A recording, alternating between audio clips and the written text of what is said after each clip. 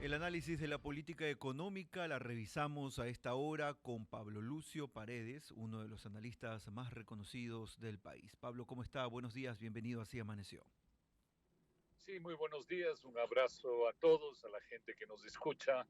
Y en relación a una noticia que oía que ustedes comentaban hace unos segundos, realmente los políticos deben dedicarse a cosas importantes para los ciudadanos. Me parece ridículo que en este momento quieran volver al juicio a Guillermo Lasso, no tiene ninguna importancia en la situación ecuatoriana, igual que francamente me parece sin sentido la pelea entre el presidente y la vicepresidenta. Por último, hablemos del tema una vez, que se haga algo, lo que sea, pero no podemos estar todos los días con ese tema, así que creo que los políticos tienen que dedicarse a cosas importantes. Muchísimas gracias por darnos esa oportunidad de comentar también lo que está ocurriendo en la coyuntura tanto política como económica. Hablemos de lo segundo, Pablo, ahora mismo. ¿Cuáles son los puntos, y aprovechamos sus dotes catedráticos, académicos, para entender qué busca esta reforma que propone el gobierno a la Asamblea? Mira, si uno ve lo que el gobierno busca es tratar de reactivar la economía, reactivar el empleo, al mismo tiempo generar recursos para mejorar la situación fiscal, pero honradamente me parece una reforma chiquita, intrascendente, que no ataca los problemas de fondo del país. Mira, todos los ecuatorianos queremos que haya más y mejor empleo. Eso es lo prácticamente la vida de la gente. Y para eso se necesita al menos dos cosas. Uno es una reforma del mercado laboral, que entiendo es difícil, pero bueno, aquí no estamos diciendo si es difícil o es fácil, sino qué es lo que se necesita. Y lo segundo es más crecimiento económico, en vez del 1 o 2% en el que andamos, subir al doble, al 3, 4%. Y esta reforma no va ni en la dirección de estimular la economía, ni en la dirección de un mejor mercado laboral. Así que es una pequeña reforma que desgraciadamente no va a alcanzar ninguno de sus objetivos. El hecho de hablar de amnistías tributarias, por ejemplo, de la remisión para flujo a corto plazo, no termina siendo una medida parche. Absolutamente. Mira, el país necesita francamente una reforma tributaria de fondo que, para mi visión, y otra gente pensará diferente, por supuesto, implica al menos tres cosas. Uno, bajar los impuestos. Los impuestos en el Ecuador son altos, contrariamente a lo que algunos dicen. Segundo lugar, simplificar completamente el sistema tributario. Y en tercer lugar, que no haya tanta exoneración por aquí, exoneración por allá, le doy ahora al de la energía renovable, también le doy al que crea empleos entre 18 y 29 años En y efecto. le doy al otro, al de la construcción. No, tiene que ser un sistema absolutamente sencillo donde tenga bajos impuestos, sea sencillo y no haya tanta exoneración como hay. Eso es la reforma de fondo que necesitamos. Volver sobre las amnistías, eso no es una reforma tributaria, es simplemente decir voy a ver cómo recaudo más plata por ese lado. Siempre se acaba recaudando menos de lo que se plantea, pero además no es correcto, porque quiere decir que hay personas que dicen yo ahorita no pago mis impuestos, entro en litigio con el SRI y Y luego luego como me yo sé perdonan. una amnistía, y entonces no voy a pagar ni multas ni intereses porque sé que va a haber una amnistía y entonces en lugar de pagar ahora, pago de aquí a 5 o 10 años, ¿no? No es correcto, ¿no? Las amnistías no son correctas.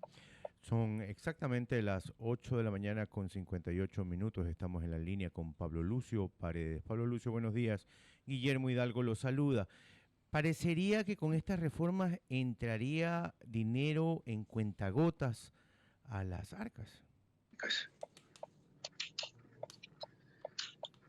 Sí, según el cálculo del gobierno son 1.700 millones. Yo creo que va a ser menos que eso. 800. 800. Yo pienso que podrá ser la mitad, 800, 1.100 millones. Pero en definitiva, nuevamente caemos en lo mismo. Es una pequeña reforma para pequeños ingresos adicionales para el Estado, con una complicación adicional en el sistema tributario, porque ya te digo, hay más exoneraciones, ventajas, desventajas por aquí, por allá. tenemos ya que dejarnos de estas pequeñas reformas y hacer una reforma tributaria grande, importante, de fondo en el país, ¿no? Pero la otra cosa que que no aporta mucho es que tú das pequeñas ventajas tributarias para crear empleos a los jóvenes de entre 18 y 29 años. La mejor forma de crear empleo, insisto, es una reforma laboral buena y que haya más crecimiento económico. Estas pequeñas ventajas tributarias básicamente no crean nada de empleo y no es la primera vez que se hace. Si uno revisa los últimos 10, 15 años, ha habido varias veces este tipo de ventajas y nunca se han creado empleos importantes por este tipo de situaciones. Así que hay que mirar el panorama más de fondo. Ahora, debo reconocer que alguien puede decirme, pero un gobierno de 16 meses no puede mirar los temas de fondo del Ecuador. Bueno, capaz que tiene la razón, y entonces en ese caso tenemos que decir, como es un gobierno de 16 meses, no puede hacer las cosas de fondo y tenemos que contentarnos con pequeñas cosas. Capaz que esa es la realidad del país. Pablo Lucio, escuchando detenidamente tu intervención, lo que siento es un panorama desolador para la economía del país, porque imagínate, este gobierno tiene pocos meses de vida. Luego viene otra vez las campañas electorales, quién sabe si se reelige, si no se reelige, pero no vemos una matriz profunda en la economía del país para decir esto es una política de Estado, no de gobierno, y así vamos a salir adelante. Sí, no, estoy de acuerdo contigo, por eso he mencionado que debería haber una reforma laboral de fondo, una reforma tributaria de fondo, debería haber una reforma del Estado, es decir, dejar que el Estado deje de gastar tanta plata de manera inútil. Recordemos, el Estado ecuatoriano gasta más de 40.000 millones de dólares en el año, 40.000 millones. ¿Cuánto de eso es mal gasto? ¿Cuánto de eso es gasto improductivo, inútil? Hay que eliminarlo, también es un tema de fondo. Tenemos que seguir con los tratados de comercio que empezó el gobierno de Lazo y que ese es un tema positivo que hay que seguir empujando. En fin, hay muchas cosas que hacer, pero como tú bien dices, no estamos atacando los temas de fondo. Ahora, cuando tú usas la expresión un panorama desolador, no, yo no creo, francamente, porque también hay cosas positivas en la economía ecuatoriana. Las exportaciones privadas, por ejemplo, no petroleras, han seguido. Hemos tenido un problema en la comunicación. Recuperémoslo, por favor. Hay un par de cuestiones importantes que deberíamos analizar en función de lo que Pablo Lucio Paredes estaba comentando precisamente sobre este panorama complejo que estamos viviendo en el país a criterio de este analista. No puede ser tanto así porque hay algunas cuestiones que nos dejan un buen sabor de boca, entre esos el nivel de exportaciones y seguramente el análisis iba por la relación de la balanza comercial. Vamos a intentar recuperar el contacto. Nos confirma Pablo si nos escucha bien. Sí, yo les escucho bien. Adelante. Me parece que se cortó un momento la llamada. En de efecto. Las exportaciones, hablábamos de las exportaciones. Sí, yo les decía que hay que ver también las noticias positivas y no solo las negativas. Hay el tema de las exportaciones, las remesas, el tema de la inflación baja en el Ecuador, en fin, hay factores positivos en el Ecuador que también hay que resaltar, ¿no? Por eso yo no creo que la expresión adecuada sea desolador, sino, digamos, complicado, sí. Pero hay un tema que me preocupa, Pablo Lucio, y es que sigue la puntuación de Ecuador fuera del país, sigue subiendo, no baja de los 1900 puntos, 1925 creo que está hoy día, sigue y sigue subiendo, no baja el riesgo país. Sí, mira, hay que recordar que el riesgo país es algo muy sencillo, es la percepción que tienen los financistas internacionales de si el Ecuador va a pagar o no va a pagar su deuda. Y entonces afuera dicen cómo la situación fiscal es complicada, cómo se manda una reforma tributaria que es medio intrascendente, cómo no se ven los otros temas de fondo. Entonces hay un riesgo de que el Ecuador no pague su deuda, entonces el riesgo es alto. Pero yo quiero insistir en otra cosa que me parece muy importante, y eso no hay un número, digamos, pero sí una realidad, es cuál es la percepción de riesgo que tenemos los ecuatorianos. Si tú mañana quieres contratar a alguien, si tú mañana quieres ampliar tu negocio, si quieres mañana invertir, ¿lo haces con tranquilidad o lo haces pensando qué difícil y qué riesgoso es hacer esto en el Ecuador.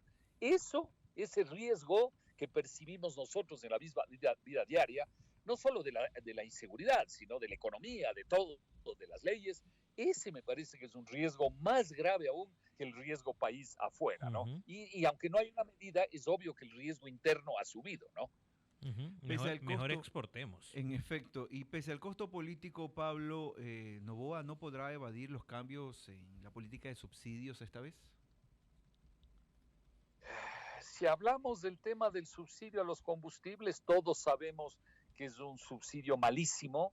En la importación de combustibles hay un subsidio este año de cerca de 2.500 millones de dólares. A eso hay que agregar el subsidio en la producción interna de combustibles. Todos estamos por encima de los 3.000 millones. Pero yo me hago una pregunta siendo realistas. Tú, yo, la gente que tiene la amabilidad de escucharnos, ¿se lanzaría ahora en un gobierno de 16 meses? ¿Se lanzaría a eliminar el subsidio de los combustibles o no se lanzaría? No. Entonces es un tema que no es obvio, ¿no? No es tan obvio. No dice, hay que hacerlo, pero también hay que ponerse de lado. A ver, si yo estuviera ahí, ¿lo haría o no lo haría? ¿No? Yo lo hago, lo lanzo, quito los subsidios. Porque no quiere reelección. Empiezo a vender todo lo que no me sirve, recaudo dinero, en 4 días los indios me votan y digo, ahí están. Yo hice lo que tenía que hacer. Esa me parece, mira, no, y lo que tú dices es una gran verdad. Yo creo sinceramente que el buen político y el buen funcionario público es el que está dispuesto a irse a su casa sin problema, ¿no? Porque los que quieren quedarse, que son la mayoría, están pensando 2 veces en quedarse, ¿no es cierto? Y no hacer las cosas. Entonces yo estoy de acuerdo contigo, el buen político y el buen funcionario público es el que está dispuesto a irse. Ahora, ¿cuántos están dispuestos a jugarse e irse, no? Ese es el gran problema en la política. Queremos agradecer a Pablo Lucio Paredes, economista y analista, revisando los retos, los desafíos y ya las primeras acciones del gobierno del presidente Daniel Noboa. Son las 9:07.